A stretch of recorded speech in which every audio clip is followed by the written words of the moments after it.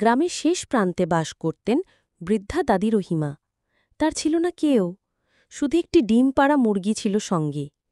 প্রতিদিন মুরগিটি একটি করে ডিম দিত, আর সেই ডিম বিক্রি করেই দাদি চলাতেন তার দিন।